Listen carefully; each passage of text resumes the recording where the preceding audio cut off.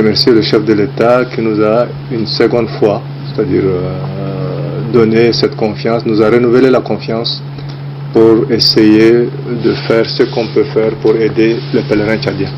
Nous devons mener une mission dans de meilleures conditions de manière à satisfaire tous les pèlerins qui sont censés faire cette mission. Nous avons effectué une première mission au mois de février 2019, mission au cours de laquelle nous devons essayer de discuter avec le ministère du Hajj du Royaume d'Arabie Saoudite, qui définit en principe à l'entrée les règles définies pour l'organisation du Hajj. Le second point, c'est le quota qui est alloué au Tchad pour le Hajj 1440. Et les deux points que nous avons ajoutés sont premièrement celui des difficultés que nous avons eues pour le Hajj 1440, c'est-à-dire celui où le transport interurbain a été un problème à partir de Mina, Arafat et Mozdalifa.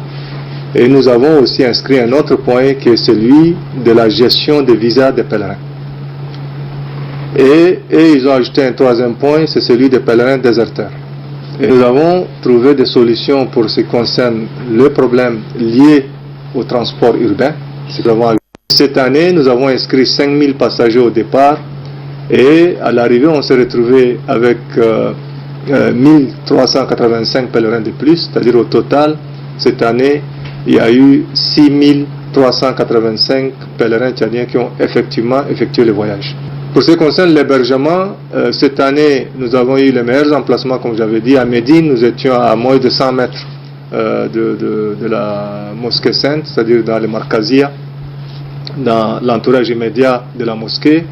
Et Dieu merci, nous n'avons eu aucun problème à Médine, sauf que les pèlerins qui sont venus avec retard n'étaient pas dans le système, les 500 derniers pèlerins n'étaient pas enrôlés dans le système. Et ce qui fait qu'on a dû encore louer d'autres appartements pour permettre à ce que les pèlerins puissent effectuer le voyage. Pour ce qui concerne les bagages, j'ai été surpris d'entendre certaines personnes dire aussi qu'il y a des bagages de pèlerins qui sont restés en Arabie Saoudite. Je dirais c'est faux, parce que tous les pèlerins tchadiens sont bien et bien rentrés avec leurs bagages, en dehors de 13 bagages qui sont en ce moment, je ne sais pas si c'est déjà revenu ou pas, qui sont en ce moment à Abuja. Par inadvertance, la compagnie Skyprime avait changé de chariot contre le chariot des Nigérians, ce qui fait qu'il y a des bagages nigérians qu'on a en ce moment à l'aéroport de N'Djamena, il y a des bagages de Tchadiens qui sont partis à Abuja.